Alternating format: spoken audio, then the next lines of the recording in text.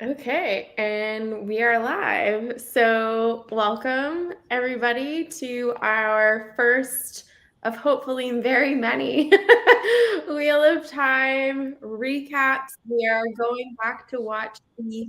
Whoa, it's doing it on two ends for me. There we go.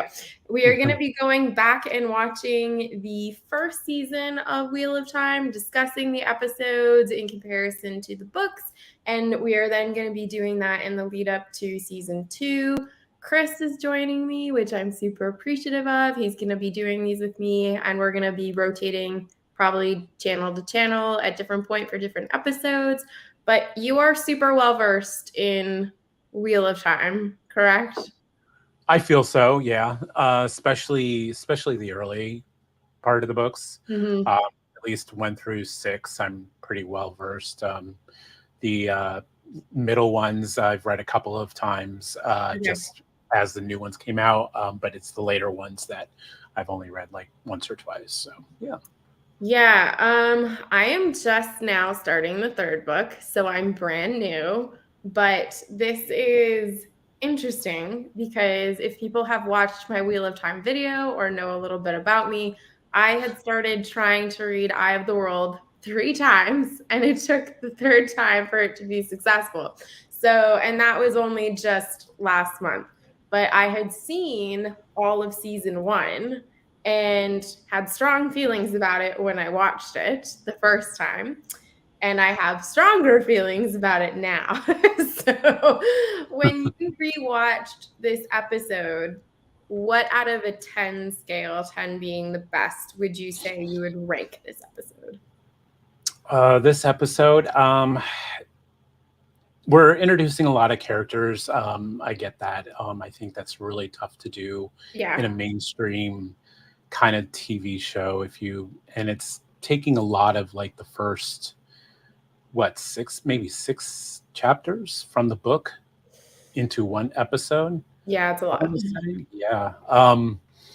Uh, maybe a 7, maybe a 7, 8. I feel probably a 7. I feel like it's tough to rate these things, but I feel like this could have been put into 2 episodes a little bit. Mm-hmm. The introductions, the getting to know our characters. There was, I feel like, a lot of rush, to get everybody out there. So Yeah. Marcus, my understanding is that this first season is a mix of books 1 and 2. However, I also think that they took a couple of themes from some later books as well. So it's kind of jumbled, but primarily 1 and 2. Um, I think that's a very generous rating. I think you might I'm be nicer throughout this process than I am, but I anticipated that. I yeah, I have a lot of, I mean, because of my love for the reading, Mhm. I might sometimes be critical more than you might be too. So It's it'll be very possible. interesting. Very much I just I think it was a start, in the right direction. There were some hits for me, and then definitely some misses in the first episode. But okay. I think I would probably give it a 6. Um, and a lot of it is plot based for me. And I think that's because I'm that person. I'm hypercritical about adaptations in the sense that I like the source material to be reflective of what I'm seeing on screen, with the understanding that certain things simply can't translate 100% from page to screen and have to be altered. But for me, I the here's my main issue. Okay, we're getting into it. The prologue to Eye of the World is the best prologue I've ever read. Like I consider myself a decently well-read person, and the prologue to that book, I have never been more excited than after reading that prologue. And the fact that that is not how the show opens for me immediately takes it down 2 marks. I'm like, why is this not the opening of the show? Like, it's so good and it sets up so much material. the prologue is definitely a very strong point. Mm-hmm. I understand why maybe they didn't go with the direction of starting with the prologue. So why do you I feel that way? um because the direction what they did with the show, if you've noticed, like with and they do it in the first episode, so I did, but they claim a lot of it, the Dragon Reborn Mm-hmm. could possibly be a woman. Yes. And I think if they show as they are reborn, Okay. As a man, it's they're in, auto assumed. yeah, and because that was one of the changes they made to this TV Mm-hmm. adaptation. And one of the things I noticed with this first episode is they put a lot of focal point on Egwene in Yes. this episode. I have Yeah, that as a note too. I for the first 50% of the episode, if you don't know, it if really you don't seems know, that yeah, Egwene is the Dragon Reborn. Like well, 100% it seems like it's Egwene, in my yeah, opinion. right, yeah, yeah. It's a lot of focus on Egwene, and it's a very with the whole. I mean, we're jumping ahead with the whole season as a whole, but I Yeah. feel like there's a lot of focal on the Aes Sedai aspect of everything, Mhm. and and that I think that's where their focus was a lot on, with the reason why they picked the Queen, the reason why they, and we'll probably get into that when we get into her character, but Yeah. the women's circle initiation and all that. So Yes. I feel like if they introduced the prologue as well as we love that prologue, and I'm Mhm. 100% with you, I feel like it would have confused audience. It's like, what is this now? What are So we let's jump into that a looking little bit because I am all for female empowerment. However, as I said earlier, because I am a stickler with things being as they were written, how do you feel about the approach that they took to make it a possibility that the Dragon Reborn could be a woman versus it being a man? I feel like it's unnecessary because they kind of soon established that the Dragon Reborn always goes Insane. nuts. Yeah, Yeah, and they've already proven in that very first, kind of like their version of the prologue, which yes, I didn't think is necessary. I yeah. didn't. I like the aspect of, now I did like the Lane and Moraine looking around, Mhm. hunting. Where do we go now? The two rivers. I was cool with that. I thought that Sure. was kind of a nice touch to A New Spring. If you ever read the prologue I have book, not yet, but it's on the yeah, list. they say to read it around book 7, I think, after book Okay. 7 or 8 or something like that. But I like that aspect of Moraine and Land being established kind of right away, because I like that relationship. Sure. Um, Now, I did not think the hunting of the false dragon in the beginning, with the red eye said, I don't think that was really necessary. Yeah. But I think it was to establish, you're making this rule that men can't handle the power, women are the only Right. ones that handle the power, blah blah blah. So it kind of defeated the purpose to me a little bit to say it could be a man or a woman, Yeah, when it's a bit it's been redundant and clear all. that the dragon always goes mad, kind of thing. Exactly. And also, they introduced Leandrin, who we don't know. I mean, it's kind of assumed if you've read the book, like when you meet this character, you're like, that's Leandrin. She hates men, and no one that much hates men except Leandrin. But Yeah, she's not even for a red, exactly. She takes it to the extreme. And she's extreme. not in the first book. So that was another interesting choice they made to like bring her into the first season, which of all of the changes they've made, I'm not upset about Leandrin being there in the first season solely because I think she's one of the more interesting female characters. But I don't want to get like too spoilery with Leandrin because that's something like I have a criticism of that comes up down the line. But why don't we kind of jump into the beginning of the story? And one of the things that stuck out to me, obviously, in the prologue, besides it being okay, now it's the possibility that both men and women could be the Dragon Reborn, is the like small aesthetic changes that they made from the descriptions of the book. Because in the book, an Aes Sedai is identified by her shawl with the fringe being the color, as opposed to them being completely adorned in that color. Oh, yeah. Yeah, and it kind of, I don't know. For me, it took a little bit of the mystery out of it, in the sense that when Moraine and Lan appear in the Two Rivers, we really don't know at that point that she's She's an Aes Aes Sedai. Sedai, Yeah. Yeah. right? Yep. So how did you feel? Like, do you think that that kind of is not as great storytelling, or do you think it's fundamentally important that we can identify these people clearly by their color?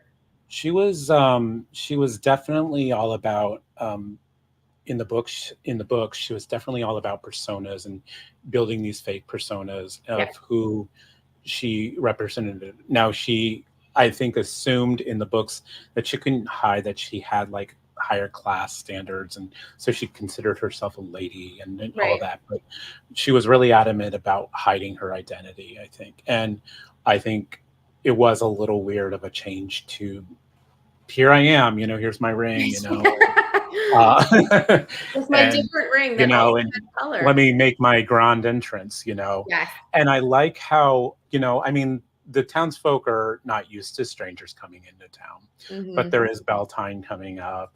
Uh, Padman Fane is coming into town.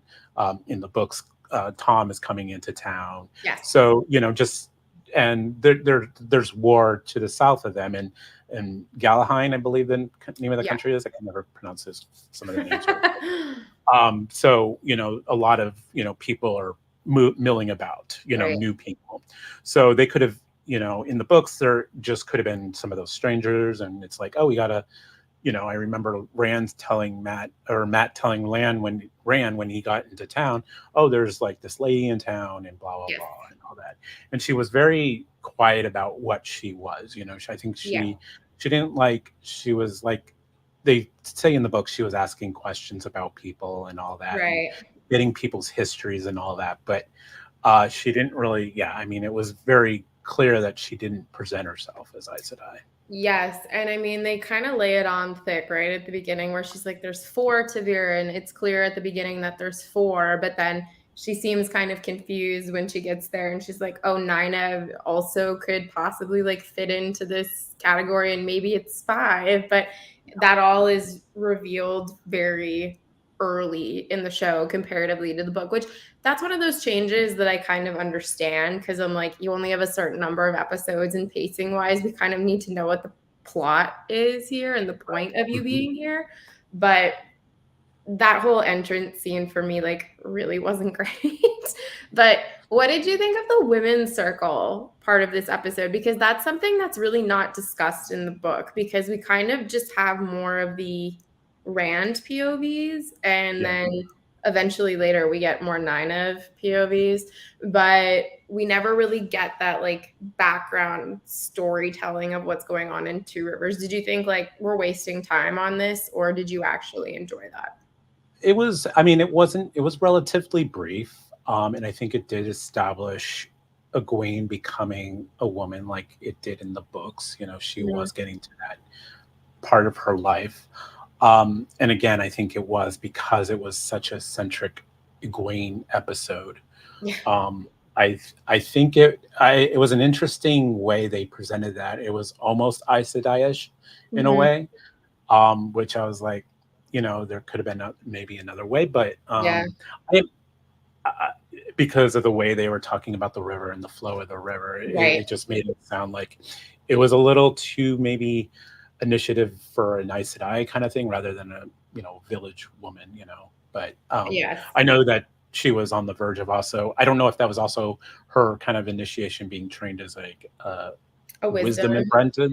So that could have been part of that as well. Yeah, the Um, whole pushing her in the river thing seemed very awkward. I was like, I don't feel like Nina would have done this with Egwene. I mean, that looked Yeah. dangerous. Yeah, exactly. I And I'm mean, like, she goes out of her way to actively protect these it's a people. And she's rushing river. like, There's like rocks on the bottom of the river, and I'm like, yeah, and just be okay. careful. And I mean, I couldn't tell when I was watching it. When I watched it the first time a year ago, I just thought, this is stupid. Like, Nineveh would never do this, whatever. And I look back on it watching it today, and I think, are they trying to show that Egwene can channel in some way, shape, or form, and that she was able to like calm the water and just Mhm. like sail smoothly down the water? And I'm like, okay, like you said, it's building into that mysterious, is Egwene the Dragon Reborn?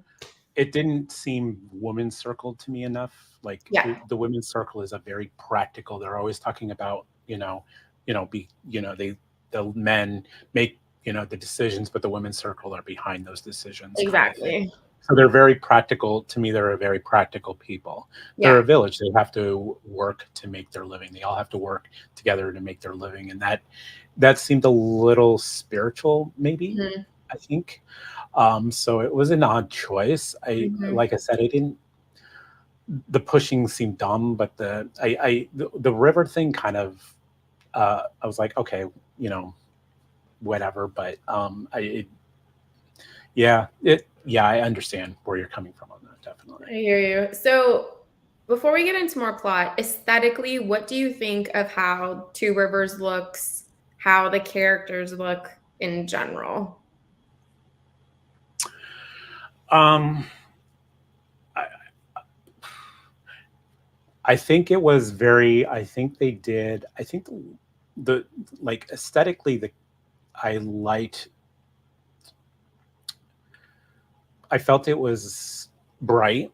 I think it was meant to be bright. It was a, time of harvest. It was a time of, it was going to be a time of celebration. Yeah. I felt like maybe a lot of people were, you could tell a lot of the costumes, there were different class systems, even Mhm. within the Two Rivers. For instance, Matt's family was Yeah. clearly very poor. Even the way Matt dressed as compared to Perrin, who, Right. has a job at the blacksmith. He's got his coat it's fur lined, he's got a little bit of, money. Yeah. Matt's coat is this thin, you know, thing, and you could Off. tell that his clothes so I think they did a good job with maybe establishing, a little bit of a class system there. The village, the two Emmons village is very important to the story, and that shows later on in the books as well. So I think um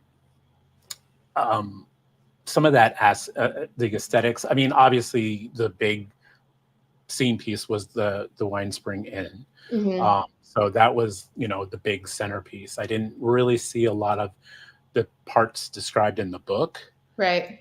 but that could be just their change. I mean, it didn't bother me so much. No, I actually liked it. I found that it was a good job of making it seem like a kind of middle of the run place, rural. No one's overtly educated. It's not grand. It's just what it is. And I thought that, Practical. yeah, and I thought that Mhm. that was well done. In terms of appearances, Rand is like spot on descriptor wise to the book. And I was like, you know who Rand is like immediately. So I thought that was good casting. The best casting for me in the show though is Tam. I absolutely love Tam because I loved him as Bruce Bolton in Game of Thrones. But I just like he's a great It's actor. such a I different know, and that just thing shows for that you his character. That's range. awesome. He's so great. But one of the things that you notice really early is that obviously Beltane is happening and there's a significant character missing, and that's Tom. So that's a deliberate choice that they obviously make. And I don't necessarily agree with that decision because I found Tom to be one of the better written characters of Eye of the World and greatly enjoyed what he offered the story. So I found that I a disappointing choice. absolutely agree. And, I know sometimes people say, well, when you're introducing a show like this to a mainstream audience and you're introducing a bunch of characters, to me, that's kind of still lazy to me Yeah, because look at Game of Thrones. You're exactly. introduced to, I would say in that first episode, you're introduced to So many people. 14 main Yeah. characters that all have POV points of view. Yep. They all have significant roles in that show and Yep. in the books, of course, and we knew who each of them were. We knew who Sansa Yes. was. We knew who Arya was. We knew who Bran was. We knew Cersei and Robert and, Ned and Caitlin. We knew who everybody was. Mhm. Everybody knew, even if you never read the books, you knew who Yep. those characters were. So and Tom is such a over the top character. Mhm. He was when you talk about color and aesthetic, he was going to be, when you put together, the village is, festive, of course, but Mhm. he's this bright over the top character, and he was Yeah. clearly missing for me. Yeah. Because he plays so many significant parts Yes. in each of these books, and for him to be like completely omitted in that first episode, that was like, what? That Yeah. was that was Really probably, and controversial. honestly, that's like 2 points. That's almost like my entire score off because of That's totally fair, because when you look at the overarching character arc for him in the first book, he's integral to most of the story. There's like part of the story where he's not physically present, but right. he is still very much talked about and discussed. His influence carries through with the Yeah. rest of the story. So, yeah, I don't know what prompted them to say, you know what? We're going to completely condense this and eliminate Tom until a later episode where he has a very minor role. And by the way, he's not going to have his Gleeman's cloak, but that'll be when we discuss that episode. But I thought that was kind of disappointing, because the Gleeman offer so much in the story because they're the storytellers. And it was a really interesting contradiction and juxtaposition with Padden Fane's introduction in the book.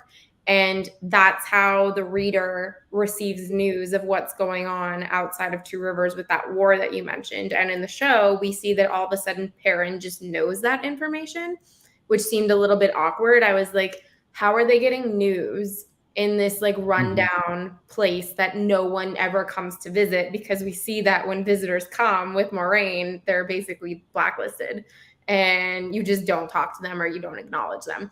So I thought that seemed like a little bit inconsistent storytelling and just, like you said, lazy writing. So I didn't really love that overall. That was a big disappointment, a big kind of no for me. It was like, okay, they're gonna, and that was almost to the point where I'm such a Wheel of Time fan that I'm going to still watch this because it's still a media format of the show, and now I know it's going to be something different. That's kind of how I had to look at it from them. When you omit a major character, that's part of the company and part of it's like omitting like Gimli or Legolas from the Fellowship of the Ring. Yeah, I mean, which would be so devastating. It's my favorite. I'm just Gimli all the way. So I would be so heartbroken. I mean, you don't do that. No. And speaking of another Wheel of Time fan, hello, Bards and Books. The big other change for this episode, which then shows up chronologically next, is all of a sudden Perrin is married. Like, what? And I mean, watching this a year ago, I thought, okay, so this is a difference of time and space and having read the book. So this is a different perspective for me. The first time I read this, I was like, this is really stupid because I know Perrin's not married. Like, just from I had read up until that point to know that Perrin wasn't married. And then when you see like the tension with him and Egwene later in the story, I kept thinking, why are they throwing this in here? And now having read the book, I know the tension between him and Egwene is in the book. Like, it might not be reciprocated, but it's definitely there from his perspective. So why they felt the need to throw in that he's married, and from the get-go show Perrin doesn't really like his wife all that much. He's into Egwene to the point where it seems that his wife stayed at the forge to not celebrate Egwene because she's jealous of Perrin being into Egwene. So that's why he says, I love you, when he's holding her. It was terrible. It was so bad. That was the other thing. I was like, no. Because there's another reason why I felt like Perrin shouldn't be married, and it's later in the books. What they were trying to do is Perrin has this inner battle with himself on killing the axe and the axe and what it represents. The problem is Robert Jordan does an amazing job of taking care of that part of Perrin without adding this complexity of a wife. Then he has got this crush on Egwene. And later on in the books, I mean, I don't want to go any further, but I mean, he gets in another relationship. I'll just get there. And he's one of the first to do that. Yeah. So it kind of just, why, this, is this, he's like this player, it's just, Yeah, and exactly. the wife was just so unnecessary to Agreed. this And storyline. ugh, one of the things Absolutely. too that I It thought could have, ruined him for me.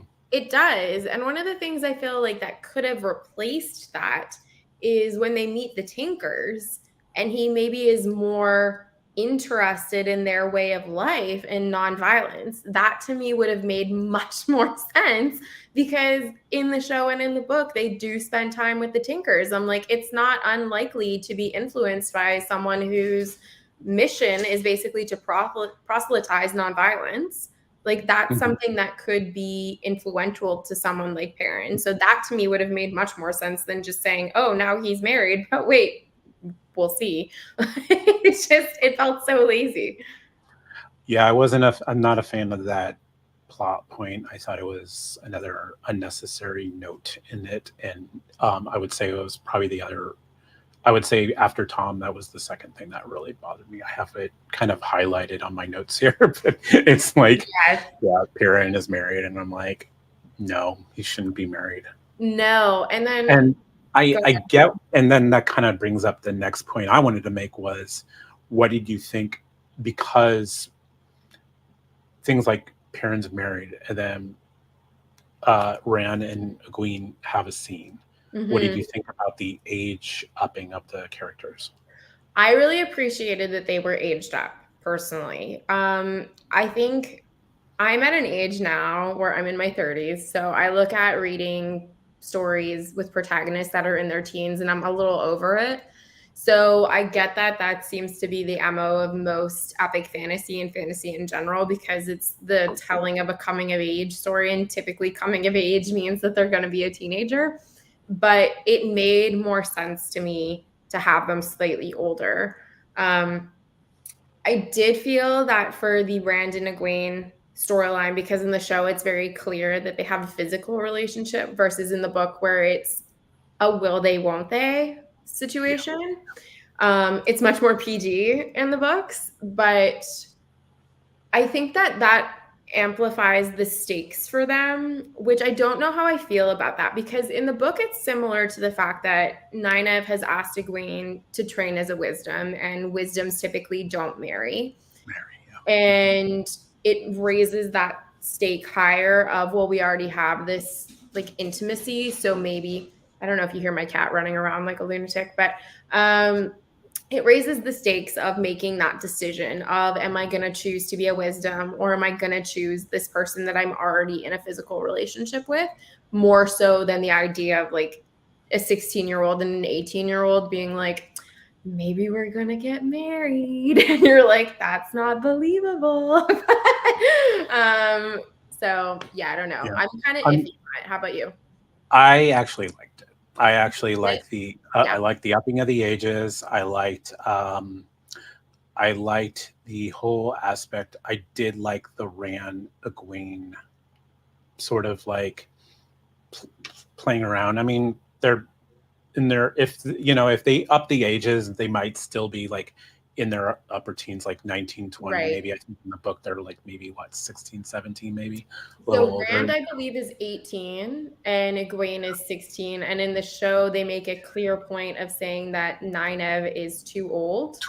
She And was like 25, I think, in yeah, the show. so it Oh, seems yeah. like 20 is the age that they need Okay. to be considered. So, I mean, they could, just be, exploring their sexualities, Yeah.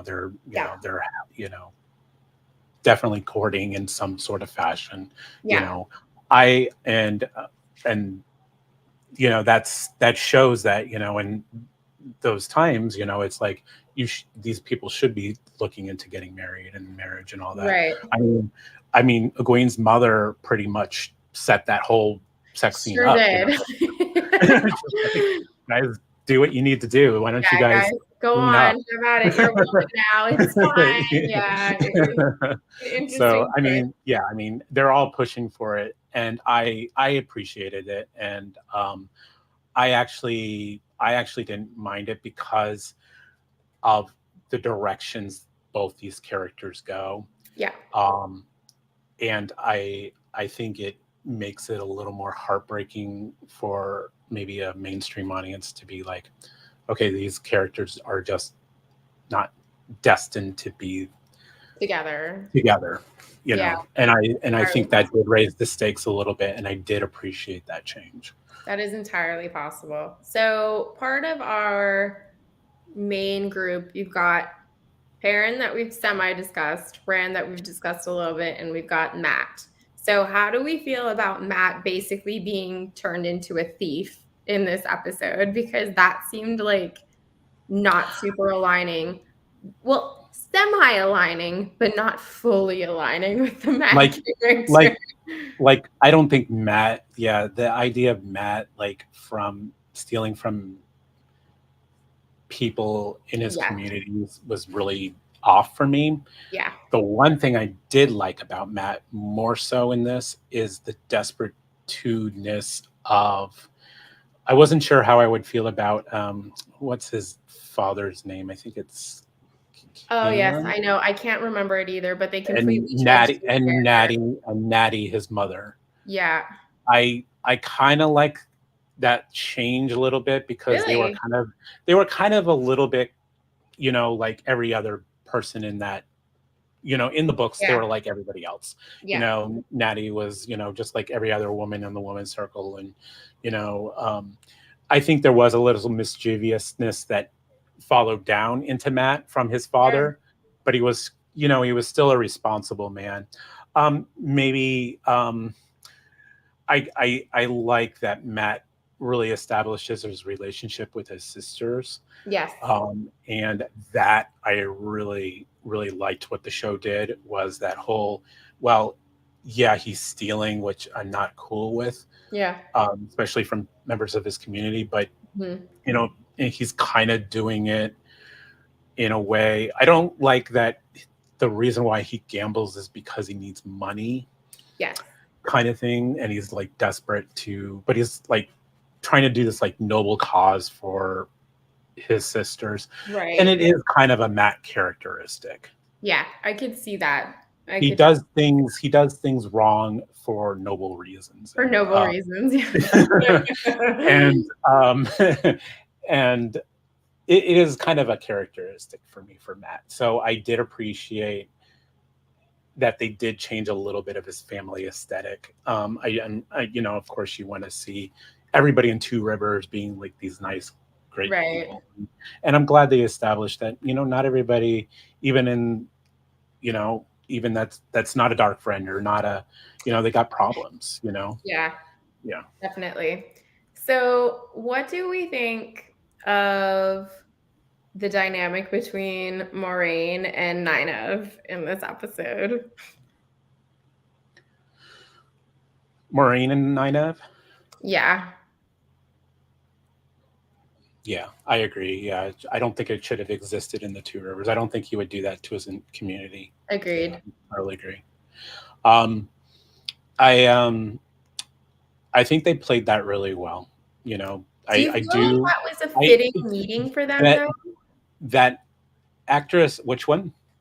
So they meet in that pool The scene. pool. Okay. Yeah. I was thinking of like when she first walked into the inn, Right. No, I liked that and scene. I'm and thinking, that sorry, was. I've jumped a little bit here, but to No, that, no, that's okay. No, that's okay. I was going to go into the pool scene pretty quick. I okay. mean, there's not too much interaction between them in the inn anyway. But Right. I did love the like already like Nynaeve had that look like this bee is going to cause me some problems, Yeah.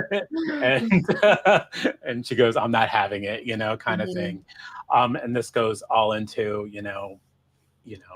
Nynaeve really always having to, because of her youth, she's always feels like she needs to step up her, sort of authority and her, Mhm. her to show that I am, the wisdom, I am the woman's Yeah. circle lead, all of that. I like that they played a little bit with Nynaeve's backstory Okay. in that. I think there was already like this beginning of this antagonization between the two characters, Yes. and it was another personal favorite scene of mine because Really? I You like do like I do like this. I love the interactions with Moraine and Nynaeve, and that was the one thing I her? wish we did get a little bit more of in the books, Okay. because when the characters, further episodes in, Yeah. when they all get split up, Yes. we only get a few scenes of when they got split up. Nynaeve was with Moraine and Lan, and we Right. only got a few scenes of that, and we Yeah. didn't see them again until they all They were all sort back of all together. got together again. Yeah. And I wish we had more of those scenes because that talks about things later on with her and Lan's relationship. But hot takes. Yes. But I liked that she talked a little. She really dug into Nynaeve's past, and you can tell Yeah. that's something Nynaeve does not share, even with her friends, Yeah. or people close to her. So that I think that really established that relationship right there. I can't stand you. Mhm. You're getting into my business. You're getting into my Yeah. town's business. So that's why I like that. I like that establishment of these two growing that animosity, and Sure. I think Moraine in a small sense had a little bit of fun with that as well. Oh, Like, definitely. She yeah, seemed a like little she was bit of like enjoying putting Nynaeve a little bit, take a step down, honey. You're it. still young. Yeah. Kind of thing. I How hear did you you. feel? Yeah. I mean, I didn't like it. Okay. All right. There you go. I don't like 9 so for I know me, you don't. okay, so this is jumping ahead a little bit, but I struggled deeply in the second book, probably even more so than the first book, with this whole Nynaeve being, I hate Moraine, so I'm gonna do this. And I was like, you have no reason to really hate her. And I feel like that's very similar to the show as well. It's kind of jumped the gun without setting a proper precedence for there being an any antagonism between the two of them. Like, okay, your mentor had an issue with the Aes Sedai, so therefore you have to have an issue with all Aes Sedai. Like, it doesn't suit me. That's a fair, I no, that's feel a absolutely fair point. Yeah, yeah, and yeah, I feel it goes back to why we didn't like the fact that they introduced Marina as an Aes Sedai, right? exactly. It's like I wish beginning. that I would have preferred had there been a scenario maybe in which Nynaeve and Moraine talked to each other and she didn't know that she was an Aes Sedai, and then she maybe felt like that woman's not trustworthy. She's like hiding her identity from us, because that would make more sense to me in the terms of we can't trust this person. We should be on guard with this person rather than just off the bat, no, I don't like you. I don't trust you because you're an Aes Sedai, which I get in the show, or in the book rather, excuse me. A lot of people have that feeling where Aes Sedais tell the truth, but only in the way that they want you to kind of know things. So it's known that Aes Sedai are not always valued or trusted by everyone. But I feel that typically that sentiment is more from men than it is from women. And seeing as Nynaeve is already in a position of, I don't want to say inferiority by any means, because she's not an inferior person, but she's Mhm. looked down upon because of the fact that she is so young and she's a wisdom, that she would almost be more sympathetic to Moraine's character because Aes Sedai are looked down upon for the same reasons. That I would find that they would be more kindred spirits than they would antagonistic towards each other. But that's Nynaeve. So, No, I that's fair don't enough. know. Yeah, that's fair enough. Yeah. Yeah. Yeah. I can see definitely that way. I just liked that whole. I just like that whole antagonistic thing, and I think that was a bit of what Nynaeve's one of her flaws is her stubbornness, and Yeah, it's like I refuse to think differently, and that's kind of how her character is. So very she's much so. going to. So she was never really going to give Moraine a chance in Sure. any shape or form. I mean, Yeah. that was that she's set in her ways in the beginning, and she's not going to change her aspects. So, I mean, it could have been anybody walking in that, any Aes Sedai, for that matter. It could be somebody totally different, attitude than Moraine has, Mhm. and Nynaeve wouldn't have it. She's just, she True. is set in her ways, and I think even if she had a pleasant conversation with Moraine in the beginning, I don't think. Yeah. Um, I mean, I think in the Wouldn't have books, done much.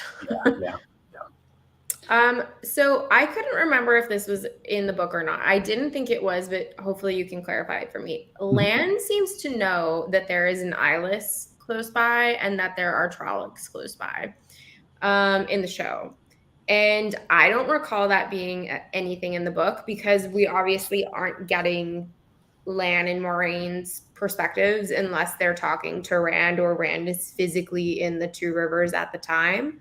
So I thought this was a little bit of an odd change because I felt that it almost took out some of the buildup of drama of the event at the end of the episode.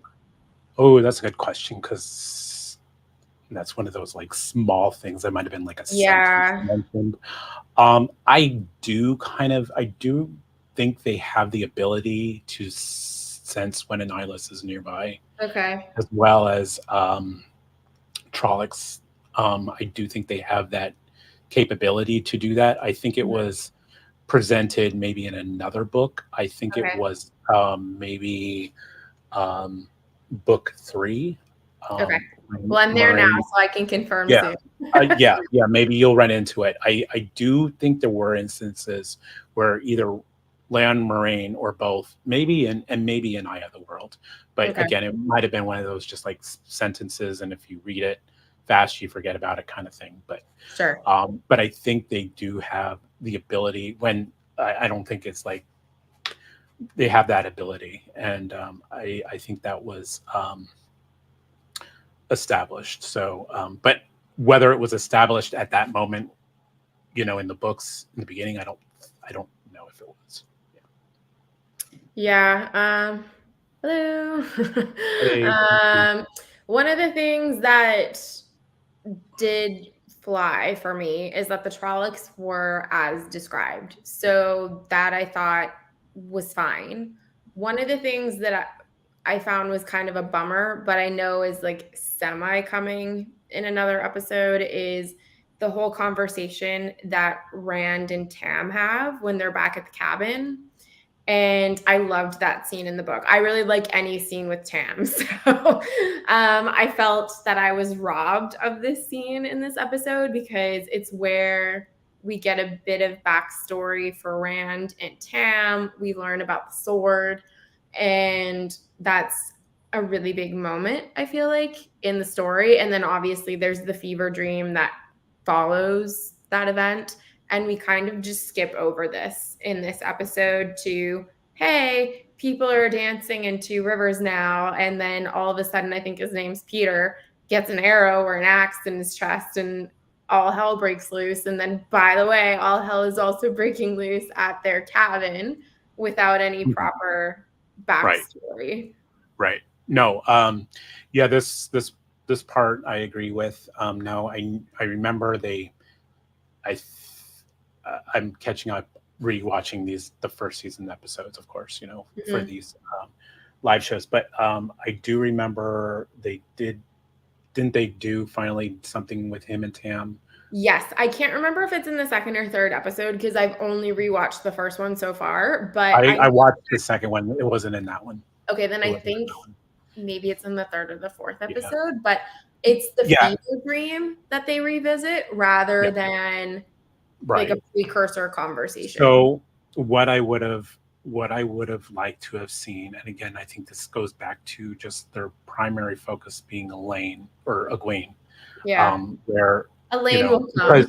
because you like you said they show some short scenes with Rand and Tam back Yeah. at their house, but then they go right to Egwene and the Winter's Night, and I think again that was a missed opportunity, I think, because that was such. I remember reading that and it was so intense because Yeah. Rand is dragging, his dad. They don't live close to the No. two rivers. They it's like a half day journey, I believe, He something travels like all that. night, so Yeah, yeah. it's like a half day journey to get Yeah. to two rivers from where they live, and I think just that whole. I mean, maybe they were worried about it being too Lord of the Rings with the ring wraith chasing the hobbits kind of thing, but Maybe. I that whole aspect of him hiding in the woods, the Fade riding the road Yes. back and forth, Tam talking in his sleep about uh, Yep.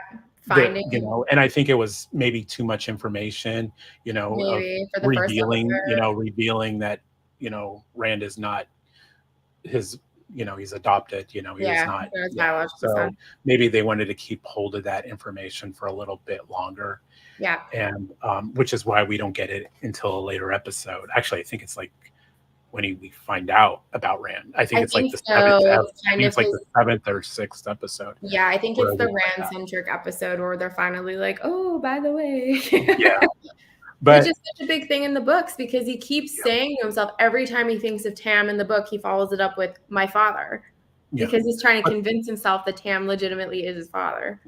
yeah, but the sword, and I'm looking and I remember all the episodes, and the sword never comes up in any of the episodes. Yeah, And which is such a bummer. yeah, and that is a bummer. I mean, there should have been something there, but there was never anything there. Um, yeah, that I felt like that was definitely a missed opportunity. That would have just that intensity. I know they were going for the big battle in the end, which doesn't happen in the books. I mean, No, the Trollocs attack the town, but they only attack certain they houses, attack certain and houses I and don't then even they remember. yeah. I don't even think anybody even gets killed in the books. They Uh, don't. No, that's the big thing is that some when people injured. I think there's some people injured that were just in the way, kind of thing. exactly. Moraine But straight up says that in part of convincing them to leave, that they only attacked Rand's house, Perrin's house, and Prince Matt's House and house. Matt's house, yeah, So specifically because they and went the to blacksmith and the blacksmith. and the blacksmith, yeah, Yeah, thinking like that's where where Perrin Perrin was. was. Yeah, So it's clear, okay, you three are Taviran, the wheel is weaving around you. We got to get you out of here. Let's go. But in the show, they're like, no, we're just going to make this some grand scale battle and make it seem that everyone's devastating. getting killed and ransacked, which I understand to a point because you want to make it a terrifying encounter and make it seem that like anyone is vulnerable and it's chaotic and you don't know who's going to live, who's going to die, what's going on. But the ramifications from this were what we discussed earlier, and it's kind of just an excuse to then kill Perrin's wife because you've now introduced a character that you have to kill for the plot to move forward. And in this whole battle sequence, the one thing I will say is that I didn't mind the juxtaposition between Two Rivers and the cabin because I felt that obviously we needed the perspective of Rand and Tam of what was going on there. But in the book, we then learn about kind of the devastation and the events the next day when he finally arrives there with Tam. And I was like, that kind of eliminates some of that conversation because it's no longer necessary. So that was fine with me. But the whole thing with Moraine channeling in the center. So I want to talk to you about channeling because this is obviously something in the books that is like a thing, but you don't see it. And in the show, you can very clearly see it. And it seems like for season 2, they've also added color. So for each Aja, their weaving color is their color of Aja. So do you like that they've shown that you can channel and weave in that way, or do you think it would have been better as kind of an unseen thing? Um, I don't need the color. I don't need like any kind of. I think visually, I thought it was kind of cool. Mm-hmm. I think just doing this Yeah. does take away a little bit of the effect. Yep. So I do appreciate visual weaves. I like I them thought too. I thought that was needed. I personally. agree. I thought it would have On looked a really visual, childish. I mean, book wise, we see the weaves, Right. even though it's stated you don't see the weaves. We see the weaves regardless. I don't Yeah, care. as we're And reading that it. was before we saw the show. And I've always saw weaves when things are happening. I think there's always this movement, there's this flow, there's this thread, and I liked that they kind of put that together in that Sure. sort of fashion. And I did love the whole thing with Moraine and Lan just interweaving with each other, kind Yes. of like being threads themselves. I thought that was like a cool aspect to that. You know, Lan knew when to duck, as when Moraine knew when to move forward. As Yeah. when he's weaving, swinging his sword. So I like the little dance they kind of had, and I thought that was just I thought they did a really good job presenting that. I did It too. didn't bother me. Now I think when it comes to like later on weaving the colors that you represent, Yeah. maybe I don't think that's needed. I think you can do like different types of just motions and all that, Sure. maybe, and not everything being the same type. Yeah. But yeah, I'm happy they did that. I agree. And I really did appreciate too, just to show how linked Lan and Moraine are. Because obviously in the first episode, you don't really understand that Warder Aes Sedai relationship, and that doesn't come up until later. But I thought it was important to show that, because we had that tub scene with them earlier, and it kind of almost makes them seem that they're romantically linked. And for those who have read the book, you're like, no, they're definitely not. But it showed just how connected they were, and I thought that was important. So I was happy with that scene. And I also thought like it would look kind of ridiculous if they didn't have some kind of CGI with weaving, because I was like, she's just gonna look like she's like waving her hands weirdly, and that's gonna look Weird. really It looks strange. dumb. Yeah. I am curious to see how I feel once we see season 2 with the colors added, if it fits into the story or if it's gonna seem almost childlike and an unnecessary thing. But we'll see. So another big change, obviously, during this battle sequence is that Nynaeve is pulled off, which like I would have been fine with this forever. But I understand that like not everyone feels that way. So I have major issue with this just because of the fact that it shows how the beginning of the changes that like they institute that change from the book so significantly, with like how Nynaeve can channel and like how she's able to miraculously escape Trollocs and Annihilus and find them and all kinds of stuff, which like is one thing. But then it also changes the leaving scene from Two Rivers, because initially when Rand and Tam arrive, he rushes to find Nynaeve. Nynaeve takes a look at Tam and says, I can't save him. I'm so sorry. And out of desperation, Rand goes to Moraine and begs her to save him, basically, and says, I'll do anything for you to do this. And Moraine is like, ooh, anything? And it kind of like establishes that untrustworthy behavior from Moraine to Rand and cements so many things going forward in the book that all of that's gone because Nynaeve gets dragged off by her braid by a Trolloc. So The last portion of this felt super rushed to me. yes. Like, oh shit, we got to wrap this up because it's almost the end of the episode kind of thing. So yeah, it's like, oh, you guys all need to come with me. You're chosen ones. You need to come with me. Come on, let's go. And okay, let's go. Right, and it felt really awkward. I felt like that part was like just a little too quick to happen. It was just like, all right, that could have been presented definitely a lot better. I wasn't a fan of Nynaeve being dragged because one, this whole battle doesn't even happen. Yeah. Again, and I get how lame it would sound and be visually. I get why they did it.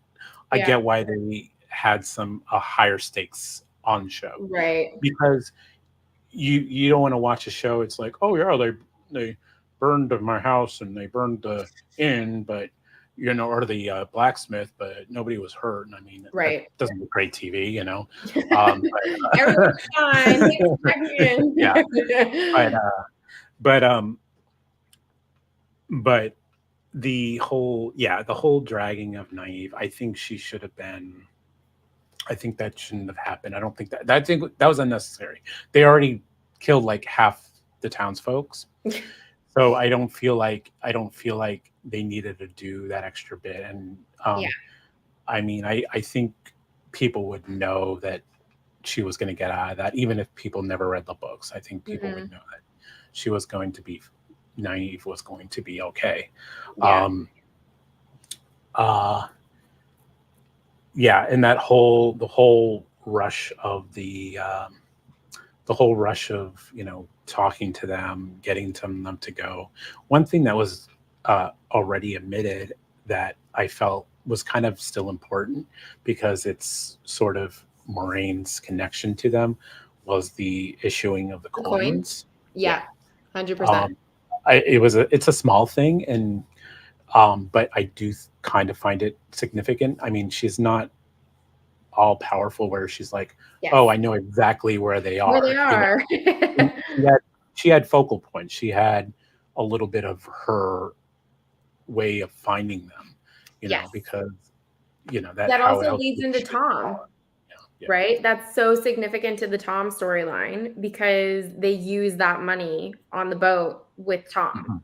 Right. Yeah. And it's how can you do one without the other kind of thing, I feel Mhm. like. Yeah. So, yeah, I agree because I thought that that was significant in the book. Like she gives them that money, that's significant because they're like, whoa, this is worth a lot of money. And then obviously it carries through for almost 3/4 of that book because then later on in the story, Nynaeve keeps pressing Moraine, how do you know where they are? And she just keeps saying, I know where they are. So that definitely was awkward and clunky. I felt to not have that in the show at all. But the other big thing was we're just straight up saying the prophecy at the end of this episode where we had a blind Aes Sedai who saw that the dragon was going to be reborn in this one place and you all are Taviran and it's one of you. And I was like, this is so rushed. This is just The ending of that episode was rushed. I get that, like we talked about with time and trying to figure out how to work the best portions of the book. One, I don't know. One, I think 8 episodes is just not enough. it's not. You need at least 10. Yeah. Um, which is when we started this live stream, I said this portion, I would have been almost happy with 2, or at least 1.5, Yeah. where they end with Tam coming, or like Ran arriving with Tam and just maybe seeing the devastation. Yeah. Boom, and end the episode there. That's an interesting place to end And it. Yeah. then next episode, work on the healing, work on getting Moraine to get these guys to say, hey, listen, your town, Yeah. your things are in people are in danger because you guys have this connection that is the dark one is attracted to, Right. and getting them to leave the village, a little bit, um, into episode 2. I think that's just kind of me, and that could have been like maybe about a 15-minute thing, Yeah. 15 Maybe have an into extended episode. into the second episode. I don't feel like getting that out all in like 5-10 minutes. I No. look at the timestamp on that, but I Right. was like, man, it was fast. It was It all 54 happened. minutes, so it wasn't Yeah. even a full hour. I was like, we could have spared another 6 minutes here. What I think, and I don't know what they plan to do in future seasons, but Two Rivers is a very important part of this story, Yeah. and we come back to it. So establishing those characters, not just the 5, but Yeah. the parents, some of the other townsfolk. I mean, Right. they all play a bigger role in this story, and having a little more of those interactions, I felt could have been pushed that a little bit, make that Sure. a little bit stronger portion in the story. And Yeah. again, like I said, I think had they had the 10 episode uh, thing, I think they could have extended Two Rivers, because it kind of brings me to the other character that I felt like didn't we should have got a little more from, and that was Padman Fane. Yes. So his introduction I thought was good. It was in line-ish with the book. He shows up kind of, with his wares, looking to do business, semi-jolly, but more morose. But the big thing in this episode in regards to him that I didn't love is when the Trolloc attack is happening, he looks very calm. And he's And smiling. He's he's smiling, smiling. And I'm like, we're and he giving this just walks away away. real fast. Yeah, yeah. So that giveaway was too fast. Yeah, it was just way too quick. Actor was brilliant. Yes. I liked there was a little bit of you could tell that there's a little bit of and it goes back to Tom again, because Padman Fane was the big guy in the town. He was like the guy with the news, and he was like the big showman. And then Tom rolls into town, and they kind of forget Padman Fane. And yeah, exactly. It's like, and it kind of just gives, that whole, because Padman Fane was kind of like in his own right, his own showman kind of. Is it way. Padman or Padden? Padden Fane, I believe. Okay. Is it Padden? Yeah, Padden. Yeah, I don't think know so. Yeah, I probably. I listened on the audiobook, and it was at like 2 speeds. That's why I'm clarifying. But yeah, no, I completely agree, because like I would have liked really more. You forget about him when Tom shows up in the story, because he supersedes him with a lot of what's going on. Right. And he's then kind of moot up until much. And he's the one you presume is dead after the attack, because his wagon is destroyed. Exactly. In the books. And I like the aspect that you thought, okay, something terrible happened to Padman Fane, and he died. That I felt should have happened in Agreed. the show. It would have amplified the stakes much more significantly, rather than him having this maniacal smile off in the corner, because you're just like, bye. Okay, bye. Yeah. And we don't know enough about him to like care that he's a bad guy. It's one of those things that there's not enough investiture in the character to actually feel he's betraying these people. I don't care at this point. Like, even as a book reader, I look at it and I go, you've done disservice to this character, because it took like 700 or 800 pages in the book to get to the point where we realize that he's not a friend, he's a foe. And the reveal in the book is really good, as opposed to just smiling next to a building. Like, that it felt really lazy comparatively.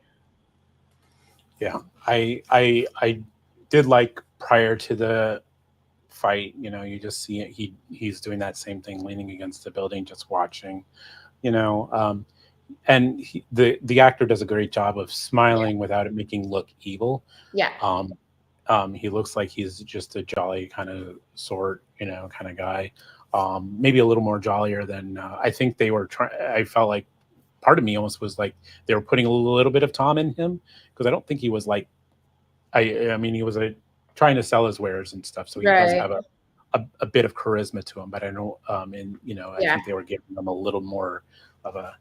And I would have liked to seen more. I would have liked to seen, since they cut Tom all the way out of the scene, I wish they gave at least something a little more to Padden in that beginning. It felt a little lacking.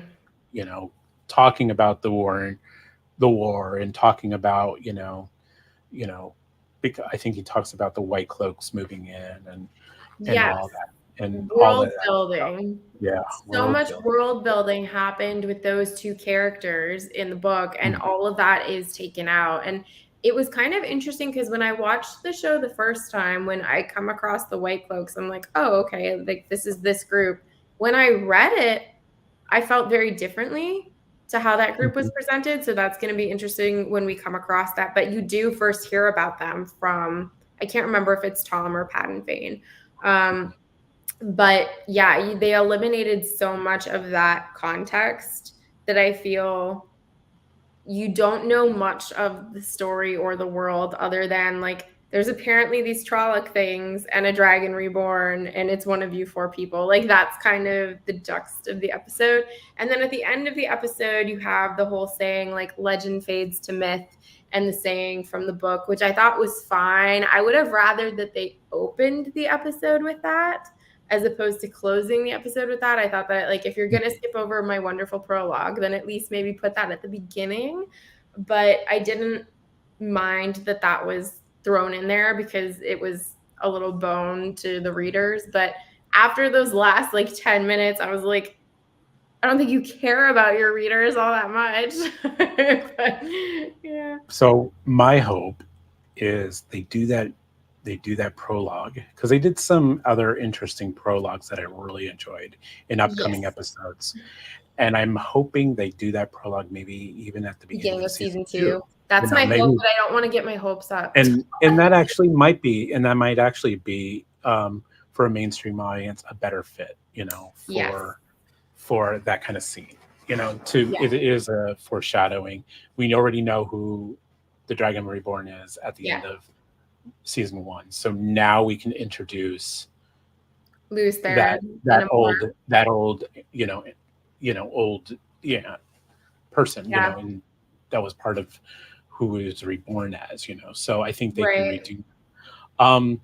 What did you think of going back to that prologue that we were introduced?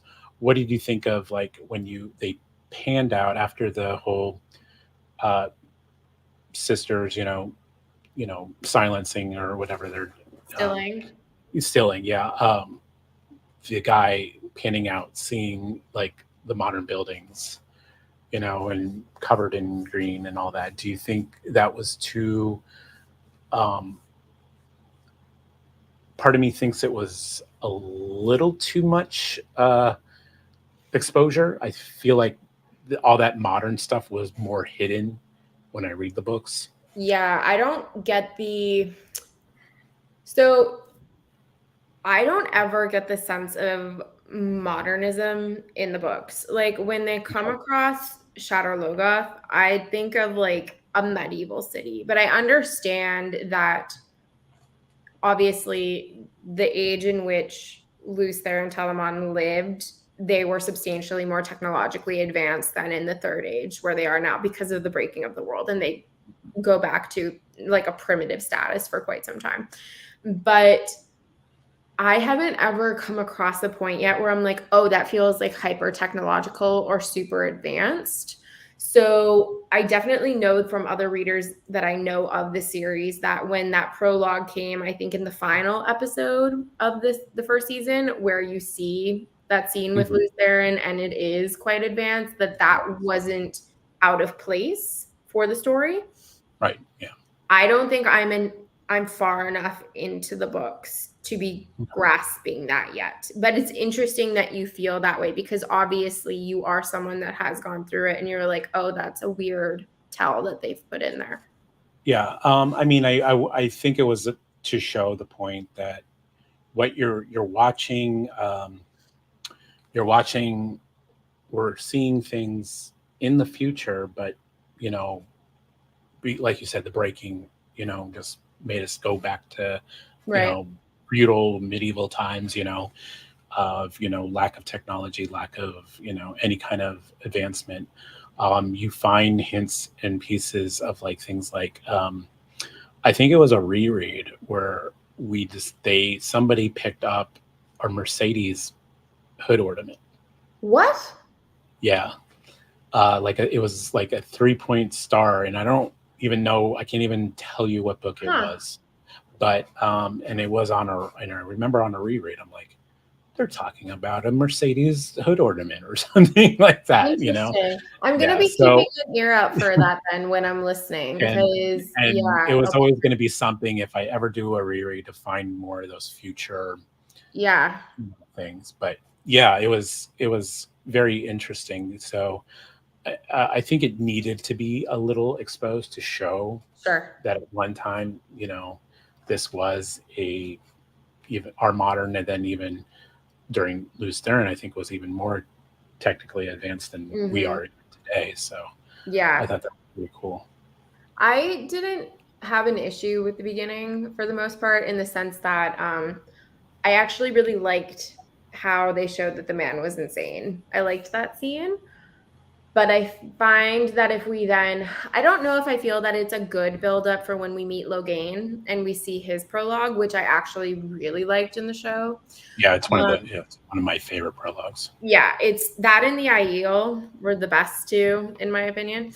But I like that one with Logain a lot just because I like Logain's character a lot. But I thought it was interesting when you see it compared to the prologue for this episode because you see like okay all men that touch the source are tainted and will eventually become insane and then Mhm. simultaneously you see Logain and you're like but he seems reasonable-ish so so I thought that was good but I liked the way that they displayed his insanity. I thought that was an interesting way to go about it. And also because of the fact that we've talked about that we can see how Moraine channels and weaves, and we'll see that going forward with other Aes Sedai. I like how they display it for the men as well. I thought that it was an interesting juxtaposition because obviously we're supposed to have it that you have Sidan and Sidar, and they are light and dark and everything else. So I like that the Aes Sedai appears to be light, and then it's black for the men. Yep. Um, I is think this it's to show the taint, I guess. yes, Yeah. Yeah. exactly. That it's becoming like contaminated, and then you see like the almost shadow-like figure of Taint speaking to Logain and stuff. So I'm really gonna like when we get into the Logain episode because I really do like that episode. But Yeah. Daniel, are you referring to the Mercedes thing I think that the hood ornament. Yeah. Yeah. yeah, just so we have a general idea because I haven't gotten there. So, but I will definitely be It on the was list. just it was the one I remember the most of. Like, Sure. So, when after our discussion, do you feel like your initial rating of the episode remains around where it was, or do you feel like maybe you've gone up or gone down? I might have gone down a little bit. Okay. I think talking about it sometimes, I try.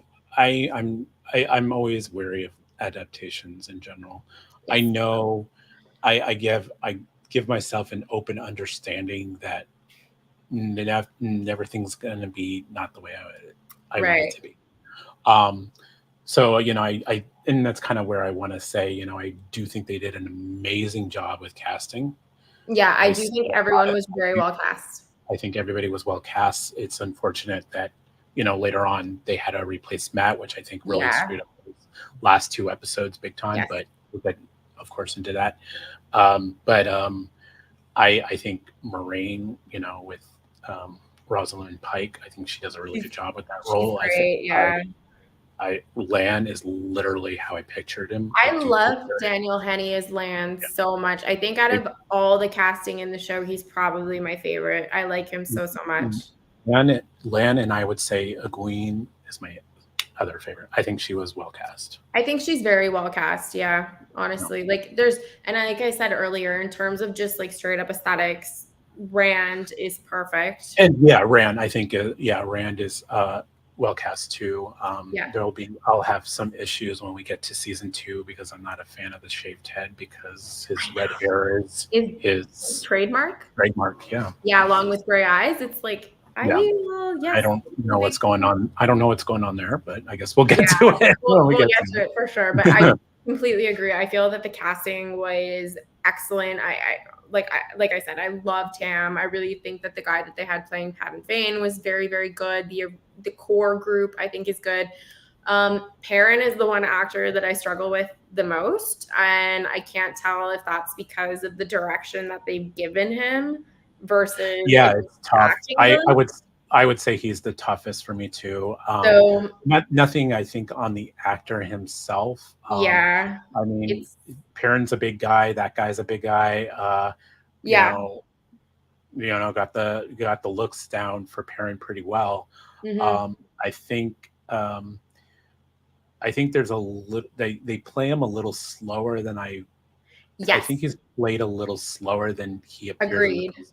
He's quieter in the books, and they do play Yeah. that on the book. But when I watch the show, it almost feels like it's a simple kind of quiet, where he doesn't Yeah. understand anything that's going on, you Hmm. know.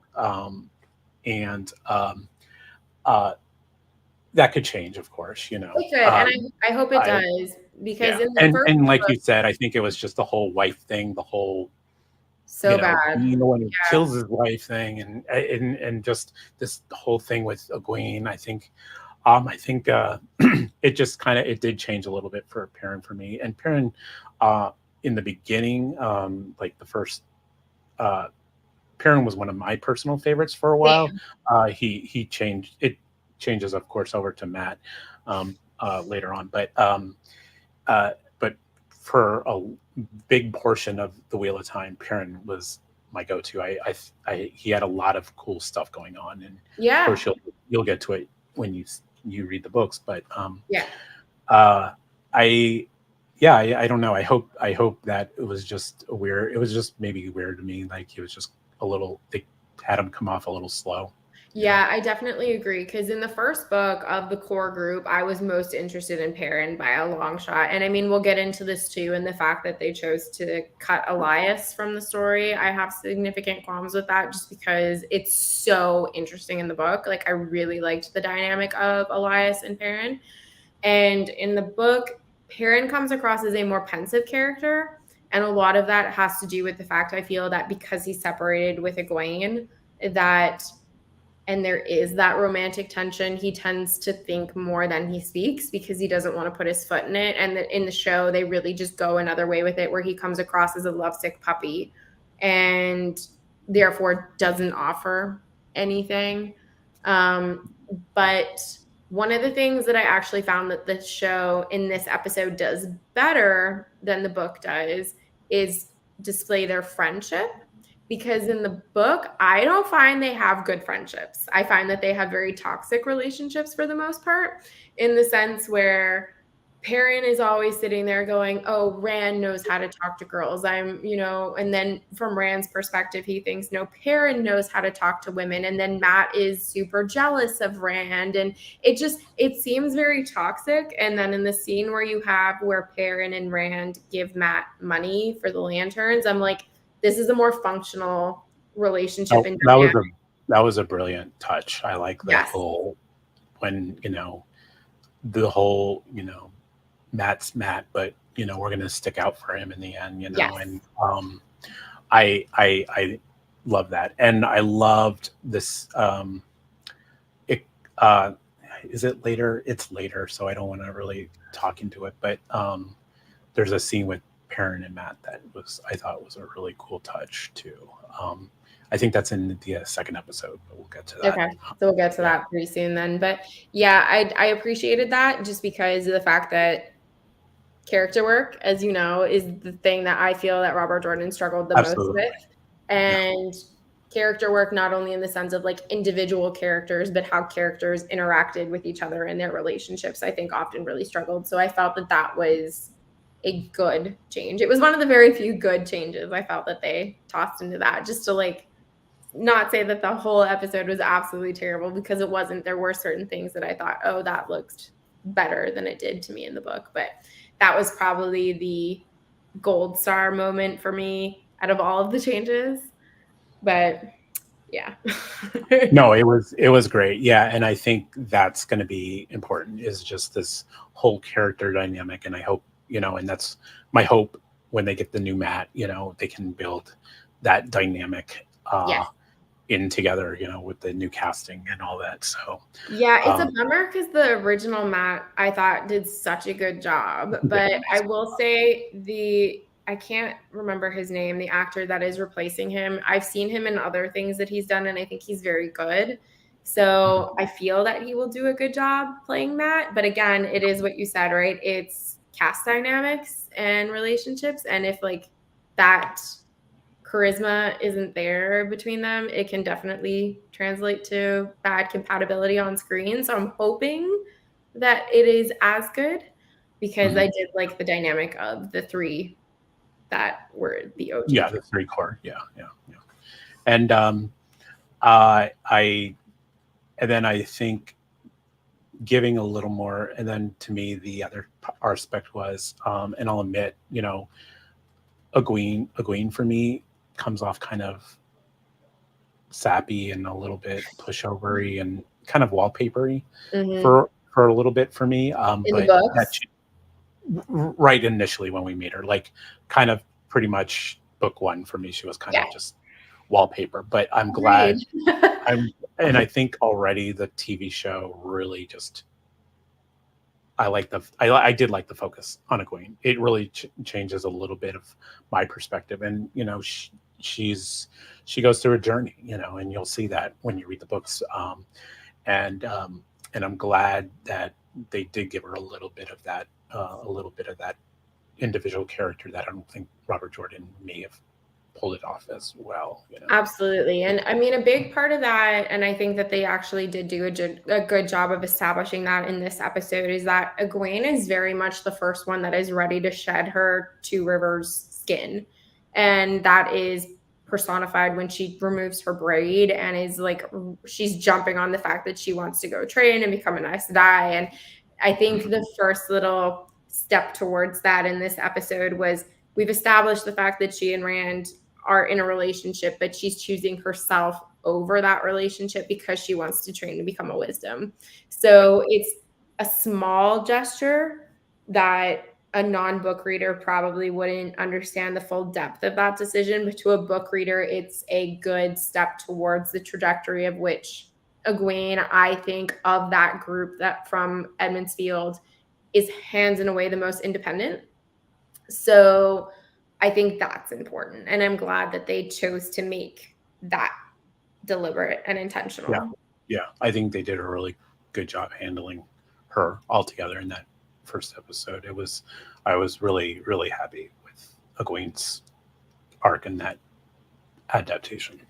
Yeah, I'm curious now to see how I feel about the changes for the rest of the season going forward, because I hadn't read the book when we watched it the first time, so it wasn't as meaningful to me. Like, I knew the story because my husband has read pretty much all the books except the last two because he didn't love the Sanderson takeover of Really? Okay. and our best friends are Wheel of Time like wiki, so they know everything back and front. So I knew pretty much like all of the stuff that they had criticisms of the first season, but to me, it didn't really impact me because I hadn't read it. So now going back and watching it, I'm noticing all of these things, and I am curious to see how I'm going to feel like with certain episodes coming up with Egwene and Perrin and all that kind of stuff. And then for season 2, because so far I loved the Shanchen storyline in season or in book 2, excuse me. So I'm curious to see how that's going to be translated to screen for season 2, because we saw that little glimmer of them at the end of season 1, and I was like, that's not how they're depicted, but okay. So yeah, definitely some changes there. So it's going to be interesting to see overall, like if they can kind of get themselves more back on track going forward, because I think we can agree, like if you have watched season 1 and you've read the books, there are definite segues, significant ones from the original story. Certain things are still in keeping with the story, but it's more, I don't even really want to use the word adaptation rather than an inspiration, because I feel like they touched upon ideas that are from the book and then they kind of ran with their own story in a lot of ways. But I would love if that kind of diverted back to being an adaptation for the second season. But The Great Hunt, I think is probably one of my top of the 14, 15, if you count the prologue books out for the series. It's in my S tier for the books. Was a great hunt. And it has such a direct storyline. I don't know really how you can really deviate from that in any shape or form. But again, they've already have to kind of clean up a little bit of their mess from the last episode of this season, which was my least favorite. We're gonna go over the blight. Don't touch anything, but we're sitting on everything. I was like, okay. The last episode of this season was my least favorite. We'll have discussions on that. But all in all, I'm super excited that we're going to be doing this because this is a lot of fun. But thank you for joining us for our conversation, everybody. And do you have any final words on our first episode or proclamations for maybe episode 2? What would you say if you only could pick one thing that you love to change from the book? What would it be? From the book or from the episode? Yeah, the episode. What did you like what the episode did more than maybe the book did? The relationships, for sure. I would say all around the relationships, except maybe Tam and Rand. I feel like that's the only relationship that wasn't improved in the show. But I think overall they did a better job with the relationship establishment in the show than the book. How about you? That would probably be mine, actually, too. I would say relationship-wise, despite the fact we wrapped 6 chapters into one one thing. And then obviously my negative would be definitely the lack of Tom would probably be number 1. 100% lack of Tom and lack of prologue. Those are my two big things.